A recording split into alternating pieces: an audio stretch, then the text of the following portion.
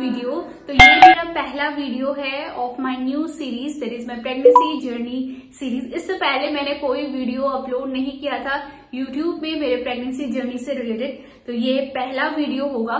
तो इस वीडियो में मैं आप लोगों के साथ शेयर करूंगी मेरा 34th वीक ऑफ प्रेगनेंसी में मैंने क्या एक्सपीरियंस किया था, मेरे बॉडी में क्या क्या चेंजेस आए हैं, बेबी में क्या क्या चेंजेस है और कौन सा चीजों का आपको ध्यान रखना है इस वीक में। और 34th वीक से आपका एंजाइटी आपका स्टार्ट हो जाता है। आप, आपके हस्बैंड, आपके मम्मी पापा, इन लॉज सब बहुत एंशियस हो जाते हैं, अलर्ट हो जाते हैं कि कब हो जाएगा डिलीवरी। और डिलीवरी भी अभी आपका बस 2-3 हफ्ता ही बाकी रहता है। इवन आपको डॉक्टर्स भी बहुत अलर्ट कर देते हैं कि ये चीजों को आपको खास ध्यान रखना है, खुद का बहुत ध्यान रखना है। तो बहुत सारे नेगेटिव थॉट्स भी आपके अंदर आ जाते हैं कि आप कैसे क्या करोगे। मेरे जो एक्सपीरियंस है इस हफ्ते में 34th वीक ऑफ प्रेगनेंसी में, तो वो मैं इस वीडियो में शेयर करने वाली हूँ। तो आप लोगों के लिए भी हेल्प हो जाएगा जो अपने प्रेगनेंसी जर्नी के बीच में ही है। तो ये मेरा फर्स्ट वीडियो होगा। तो ऐसे ही मैं आगे भी वीडियोस बनाते जाऊंगी 35, 36, 37 जब तक मेरे डिलीवरी डेट ना आ जाए, और बहुत सारी चीजों की वीडियो बनाऊंगी प्रेगनेंसी जर्नी से रिलेटेड। तो चलिए वीडियो को स्टार्ट करते हैं। करंटली मेरा 35th वीक चल रहा है, तो इसलिए मैं अपना 34th वीक में कैसा रहा, तो क्या क्या मैंने एक्सपीरियंस किया वो बताऊंगी। लेकिन इससे पहले मैं पिछले कुछ हफ्तों के बारे में बताना चाहती हूँ। तो मेरा जर्नी काफी स्मूथ रहा है। मैंने ऐसा कुछ ज्यादा बॉडी पेन हो या लेग पेन, बैक पेन हो या कॉन्स्टिपेशन या स्वोलन लेग्स, इस टाइप का कोई सच प्रॉब्लम मैंने फेस नहीं किया था। काफी स्मूथ रहा मेरा प्रेगनेंसी जर्नी।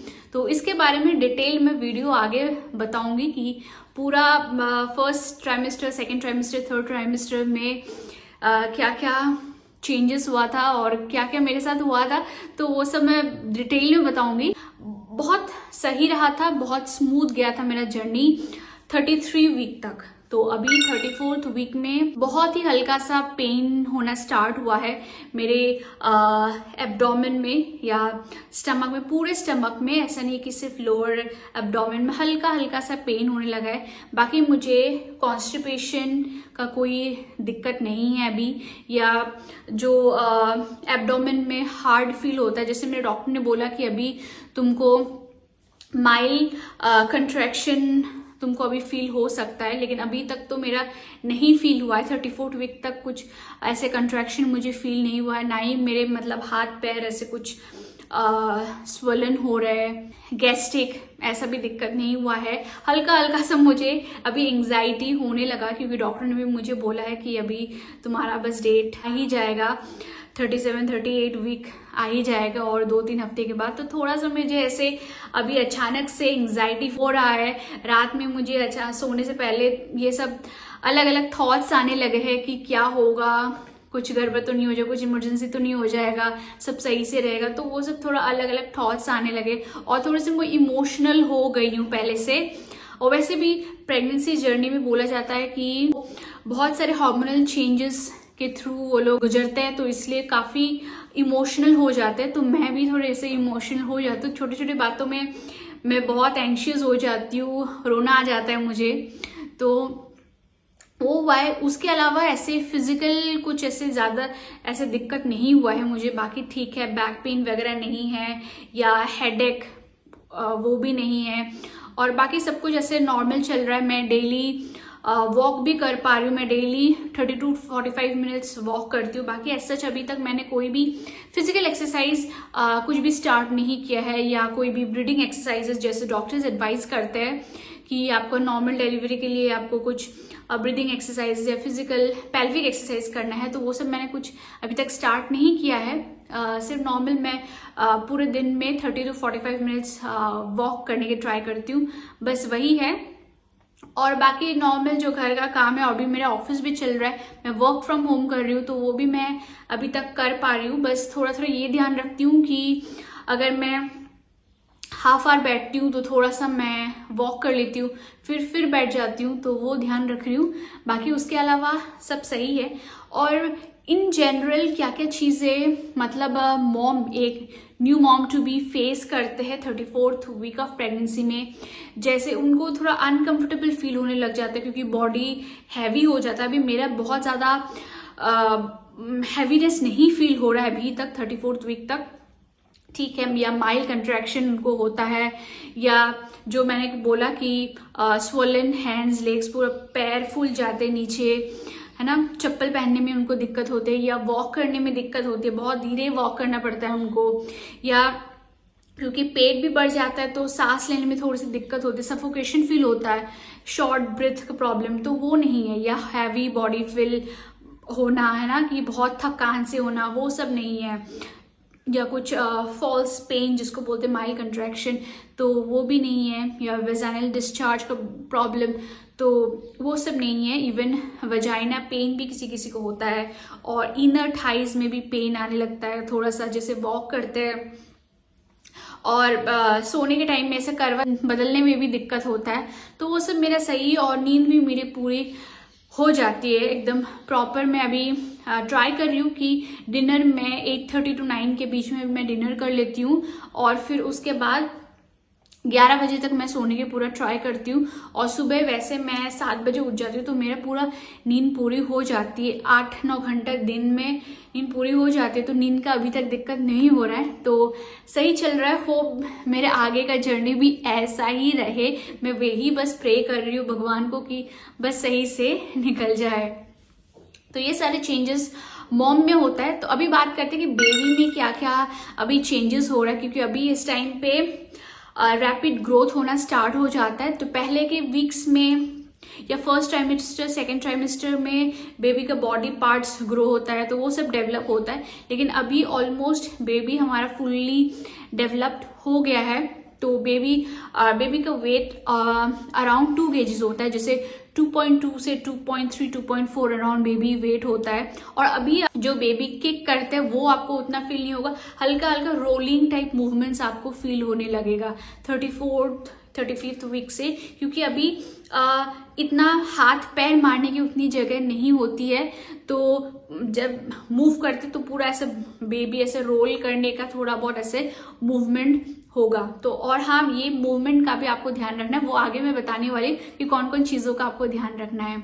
तो बेबी आपका तो ऑलमोस्ट फुल्ली डेवलप्ड हो चुका है, उनका पार्ट्स अभी, उनका लंग्स भी प्रॉपर ग्रो कर रहा है, और जो बेबी का जो पोजीशन है वो भी हेड डाउन पोजीशन की तरफ बेबी आ जाता है। जैसे पहले ब्रिज पोजीशन में या डिफरेंट पोजीशन में रहते, तो अभी धीरे धीरे हेड डाउन पोजीशन में आने लग जाते हैं। और अगर किसी का नहीं भी आया है तो वो आगे आ जाएगा, 35th 36 वीक में आ जाएगा। तो ऐसे मेरे डॉक्टर ने बोला है, तो उसका अभी इतना कॉन्शियस नहीं होना है उस चीज़ का। तो आपका जो अभी स्कैन वगैरह होगा ग्रोथ स्कैन में, तो उसमें आपको डॉक्टर बता देंगे कि बेबी का पोजीशन क्या है आपका करंटली। हाइट की बात करूँ तो अभी बेबी का हाइट होगा 43 से 46 सेंटीमीटर के बीच में। ये जेंडर है वो भी प्रॉपर डिस्टिंग्विश हो गया है कि गर्ल है या बॉय है, प्रॉपर डिस्टिंग, वो भी पूरा प्रॉपर ग्रोथ हो चुका है। तो अभी आपको ये टाइम पे बहुत प्रोटीन रिच फूड लेना है और आयरन रिच फूड लेना है, क्योंकि अभी बेबी का बहुत रैपिड ग्रोथ हो रहा है। तो अभी नेक्स्ट जान लेते हैं कि कौन कौन चीज़ों का आपको ध्यान रखना है, things to do. So first sister, आपको आपका खाने का बहुत ध्यान रखना है, थोड़ा सा ज़्यादा खाना है, ट्राई करना है कि फास्ट फूड नहीं लेना है। मुझे भी बहुत फास्ट फूड लेने का मन करता है, लेकिन अब क्या करें। और अभी क्योंकि मेरा लास्ट 1-2 हफ्ते से थोड़ा सा शुगर लेवल भी बढ़ गया है, तो इसलिए डॉक्टर ने मुझे प्रॉपर एक मेंटेन डाइट लेने के बोला है, जिसमें जैसे मैं आलू अभी बिल्कुल अवॉइड कर रही हूँ, और चाय में या दूध में मैं चीनी नहीं लेती हूँ, मिठाई नहीं ले रही हूँ, या आइसक्रीम इस टाइप की चीज़ें नहीं ले रही हूँ, कार्बोहाइड्रेट्स बहुत अवॉइड कर रही हूँ मैं। तो पूरे एक्चुअली आपके जर्नी में, मुझे पहले नहीं पता था कि पूरे जर्नी में आपको ये शुगर का ध्यान बहुत रखना है, और स्पेशली जब आपके फैमिली मेम्बर में आपके मम्मी पापा को शुगर है, तब आपको खास ध्यान रखना है कि क्योंकि आपको भी हो सकता है, क्योंकि प्रेगनेंसी में इंसुलिन रेजिस्टेंट हो जाता है। तो इसलिए शुगर होने का चांस आपको बहुत बढ़ जाता है। तो और ये नहीं कि ये आपका कंटिन्यू रहेगा, उससे डरने वाली भी बात नहीं है। अगर आपके अपने टेस्ट में आ जाता है तो आप अपने डाइट का कंट्रोल कीजिए, और अगर डाइट कंट्रोल करने के बाद भी उतना रेंज में नहीं आ रहा है, मेडिसिन दे देते हैं आपको डॉक्टर, तो वो भी आप ले सकते हैं। वो बहुत ही लो पावर वाले मेडिसिन होते हैं शुगर का। और जैसे आपका प्रेगनेंसी हो जाएगी, डिलीवरी के बाद आपका ये शुगर लेवल नॉर्मल हो जाएगा, आप कोई डायबिटिक पेशेंट नहीं होंगे। तो मैं भी पहले बहुत डर गई थी कि अभी से मुझे डायबिटिक हो गया, मैं क्या करूंगी। बट डॉक्टर ने मुझे पूरा अच्छे से समझाया कि ऐसा कोई डरने वाली बात नहीं है, तुम्हारा ये ठीक हो जाएगा। तो अभी मैं थोड़ा सा कार्बोहाइड्रेट कम ले रही हूँ। जैसे मैं राइस सिर्फ एक टाइम ही लेती हूँ, लंच पे लेती हूँ सिर्फ, और बाकी ब्रेकफास्ट में नमकीन वाला दलिया कभी ले लेती हूँ, दलिया खिचड़ी हो गया, पोहा ले लेती हूँ, कि कभी दूध के साथ भी दलिया ले लेती हूँ, ओट्स ले लेती हूँ, तो इस टाइप के, या कभी रोटी सब्जी भी ले लेती हूँ। और उसके साथ साथ बॉयल एग लेती हूँ, उसका येलो पार्ट मैं नहीं लेती हूँ, सिर्फ व्हाइट पार्ट लेती हूँ। फिर उसके बाद फ्रूट्स लेती हूँ, डिफरेंट फ्रूट्स। और हाँ, क्योंकि जैसे मैंने थोड़ा शुगर लेवल बढ़ा है, तो मैं जो मीठा वाला फ्रूट्स है, जैसे बनाना हो गया, मैंगो तो इस टाइम पे नहीं मिलता है विंटर सीजन में, तो वो सारी चीजें आपको अवॉइड करना है। उसके अलावा अनार, एप्पल, फिर गुआवा, वो सब अच्छा होता है। और ऑरेंज ले सकती हूँ, तो विंटर सीजन में ये सब भी मिलता है। 1 कप दूध जरूर पीती हूँ प्रोटीन पाउडर के साथ। प्रोटीन पाउडर मैं 2 स्कूप लेती हूँ दूध के साथ, और इवनिंग में फिर मैं वार्म वाटर के साथ 2 स्कूप प्रोटीन पाउडर लेती हूँ। तो वो सब आपको डॉक्टर ने एडवाइस किया होगा, लेकिन जो मैं ले रही हूँ, कैसे मैं अपना डाइट का ध्यान रख रही हूँ, तो वो मैं बता रही हूँ। और अभी स्पेशली इस टाइम पे आपको खाने का बहुत ध्यान रखना है, क्योंकि आपको अपने डॉक्टर भी बोलेंगे कि अभी बेबी का वेट भी बहुत ज़रूरी है।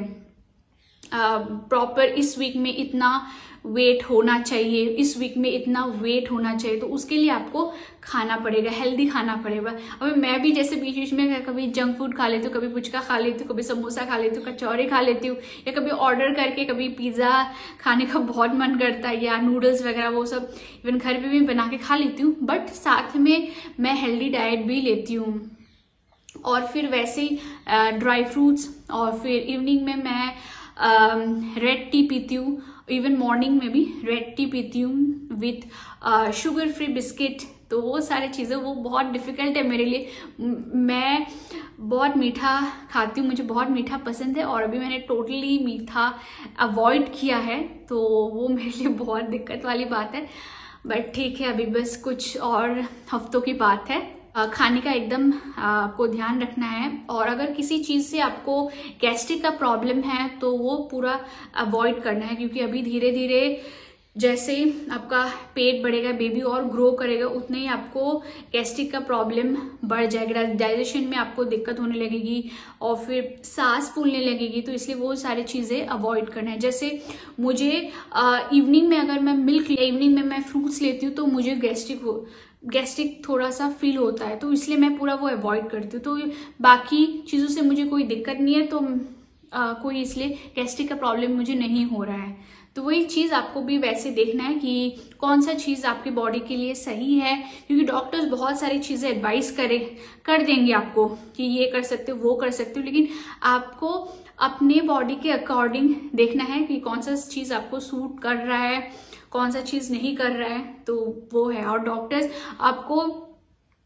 एकदम पर्सनली हर एक चीज़ नहीं बता सकती, क्योंकि वो लोग भी बहुत बिजी होते हैं, इतने पेशेंट्स होते हैं, तो उनका अपना ड्यूटी कर देते हैं। जो जो चीज़ें इंपॉर्टेंट हैं वो बता देते हैं, लेकिन बाकी आपको खुद से देखना पड़ता है कि क्या आपके लिए कौन सा चीज़ सही है, कौन सा चीज़ सही नहीं है। इसलिए इस टाइम पे मैं भी अभी इतने सारे वीडियोस देख रही हूँ यूट्यूब पे कि कौन सा चीज़ मेरे लिए सही होगा। हीमोग्लोबिन मेरा थोड़ा सा कम था, जैसे पहले मेरा हीमोग्लोबिन आ रहा था 9.8 आ रहा था, तो डॉक्टर ने मुझे दिया था एक आयरन के इंजेक्शन लेने दिया था, 2 आयरन के इंजेक्शन, तो वो लिया। उसके बाद बढ़ के 10.8 हुआ, तो फिर डॉक्टर ने मुझे दोबारा बोला कि 2 और इंजेक्शन ले लो, तो फिर दोबारा और अभी 2 इंजेक्शन मैंने लिया है, लास्ट वीक ही लिया है, तो अभी देखते हैं, अभी कोई टेस्ट नहीं किया है हीमोग्लोबिन का। तो फिर मैं खुद ही वो देख रही थी कि सिर्फ इंजेक्शन लेने से तो नहीं होगा, तो क्या खाने से मेरा और हीमोग्लोबिन बढ़ सकता है। जैसे अनार खा सकती हूँ, तो वैसे एप्पल खा सकती हूँ, और क्या क्या चीजें वो नेट पे आप देख सकते हो, यूट्यूब पे जैसे मैं वीडियो बना रही हूँ तो उससे भी आपको हेल्प हो जाएगा। तो और ऐसे जो वीडियोस है प्रेगनेंसी से रिलेटेड वो आप देख के भी आप पता कर सकते हो कि कौन सा चीजें आपके लिए अच्छा है। तो ये चीजें, और हाँ, इस टाइम पे आप अपना हॉस्पिटल बैग जो आप लेके जाओगे बेबी के लिए या आपके लिए जो जो एसेंशियल चीजें हैं, तो वो आपको अभी धीरे धीरे रेडी करना है। तो वो आप ऑर्डर कर सकते हो या शॉप में जाके आप ले सकते हो। बेबी डायपर, बेबी वाइप्स और बेबी के जो कपड़े हैं, टॉवल्स है, नैपीज है, आप अपने लिए जो मैटरनिटी गाउन है, मैटरनिटी पैंटीज है, और मैटरनिटी पैड्स होगा, सैनिटरी पैड्स, और एक्स्ट्रा क्लोथ हो गया, फीडिंग बॉटल, तो ऐसे बहुत सारी चीजें होते हैं। तो वो अभी आप ऑर्डर करके, मैं भी अपना माइंड डाइवर्ट करने के लिए वही सब कर रही हूँ, ऑनलाइन देख रही हूँ कि कौन कौन से अच्छा भी लगता है इस टाइम पे ऑर्डर ऐसे करते ना, क्यूट क्यूट ड्रेसेस देखना। तो वो भी मैंने अभी कुछ कुछ चीजें ऑर्डर कर दिया, अभी और करूंगी। एक पूरा लिस्ट बना लिया है मैंने कि इसका भी मैं वीडियो आप लोग इसका शेयर करूंगी, एक सेपरेट वीडियो कि कौन कौन सी चीजें मैंने ऑर्डर किया है, क्या क्या चीजें मैं रख रही हूँ। बहुत सारी चीजें जरूरत पड़ता है, लेकिन लास्ट मोमेंट तक नहीं रखना है। इमरजेंसी आपको एडमिट होना भी पड़ सकता है बिफोर डिलीवरी डेट, तो ये सब चीजें पहले ही आपको रेडी रखना है। तो वो एक है। और आपका जैसे हेल्थ इंश्योरेंस, तो वो भी रेडी रखना है। कौन से हॉस्पिटल में आप अपना डिलीवरी कराओगे तो वो फिक्स कर लेना है, कौन सा डॉक्टर होगा। तो वो तो मेरा फिक्स्ड हो गया कि कौन सा हॉस्पिटल में मैं कराऊंगी, और मेरे डॉक्टर भी फिक्स्ड है।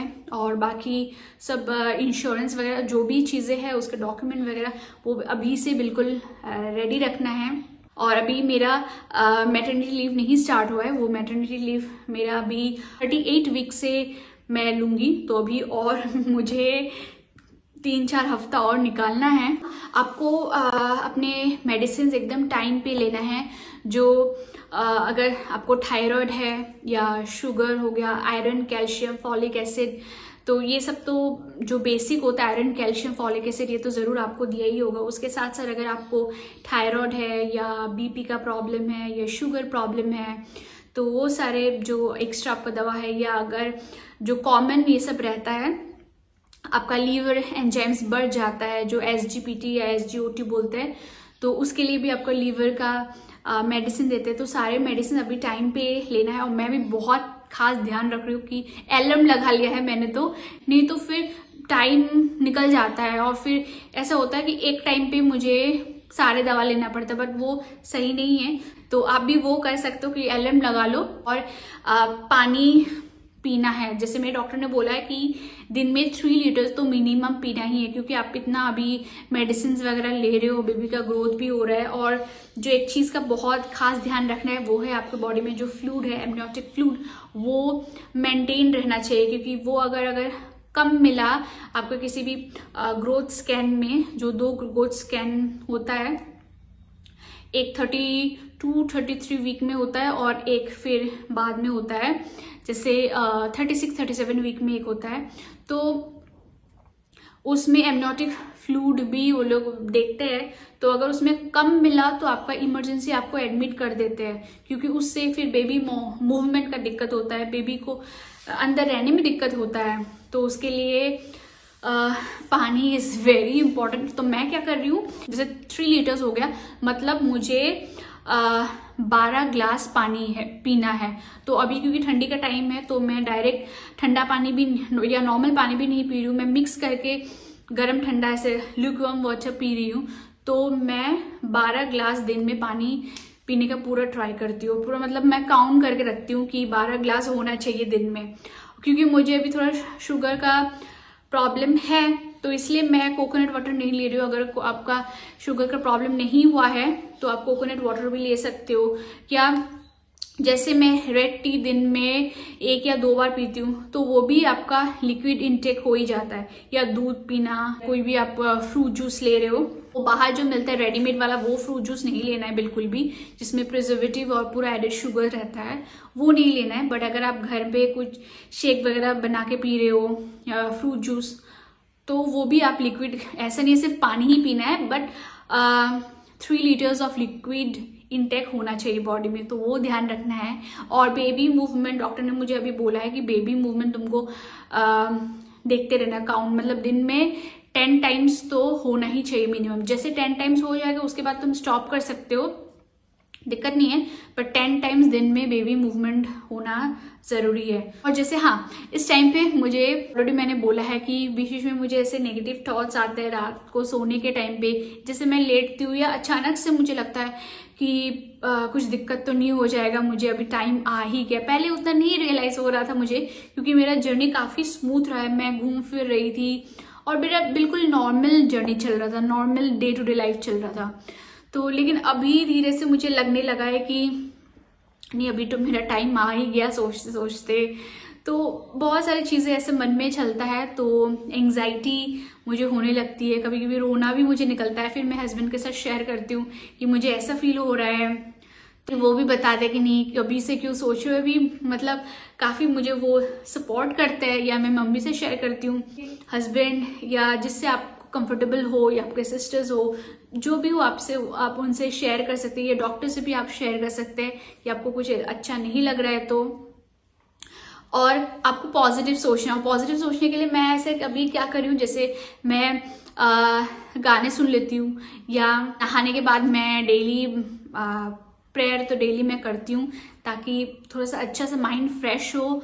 और सुबह सुबह मैं यूट्यूब पे भजन वगैरह सुन लेती हूँ, कृष्ण जी के या शिव जी की आरती वगैरह, गायत्री मंत्र, तो वो सुबह में वो थोड़ा सा सुन लेती हूँ। बुक्स रीड करने का मन करता है तो थोड़ा सा वो कर लेती हूँ। और बाकी मेरा ऑफिस रहता है, और उसके साथ साथ ये मेरा वीडियो वगैरह कभी थोड़ा शूट कर लेती हूँ, ये वीडियो एडिट कर लेती हूँ, तो उससे भी मेरा माइंड डाइवर्ट हो जाता है। तो वैसा मेरा तो टाइम वैसा ही निकल जा रहा है। तो आप अपने चॉइस से देख सकते हो कि आपको क्या पसंद है, या हल्का फुल्का अभी आप इधर उधर जा सकते, ज़्यादा ट्रैवल अभी नहीं कर सकते हो आप ट्रैवल, तो थोड़ा बहुत आसपास आप जा सकते हो हस्बैंड के साथ, ऐसे छोटा सा डेट पे जा सकते हो, कुछ आपका फेवरेट कुछ खा के आ सकते हो, या आप में मूवीज भी देख लो, या नेटफ्लिक्स में कुछ देख लिया हस्बैंड के साथ। या मुझे ट्रैवल व्लॉग्स वगैरह देखना बहुत पसंद है, तो मैं यूट्यूब में वो हम दोनों वो देख लेते हैं, या कुछ पॉडकास्ट हो गया, तो वो सब मैं देख के मतलब ट्राई करती हूँ कि मैं पॉजिटिव रहूँ। बाकी मुझे डॉक्टर ने ये भी बोला है कि अभी तुमको अच्छा फील होगा तो तुम्हारे रूम में तुम बेबी फोटोज कुछ लगा सकते हो, या कुछ फोटो फ्रेम में लगा सकते हो, या फोन में वॉलपेपर लगा सकते हो। तो मैंने वॉलपेपर लगा लिया बेबी फोटो।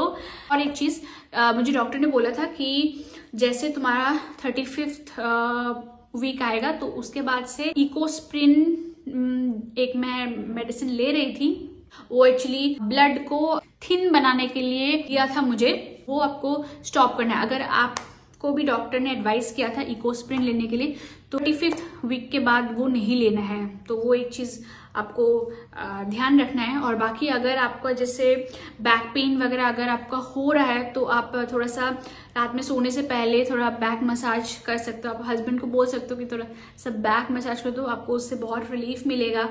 और आप जैसे ट्राई करना कि लेफ्ट साइड होके आप सो, जब भी आप मतलब सो रहे हो, बेड पे लेटे हो, और एक चीज ही आपको मतलब कंटिन्यूअस नहीं करना है। जैसे आप बैठ रहे हो तो बैठना ही नहीं है।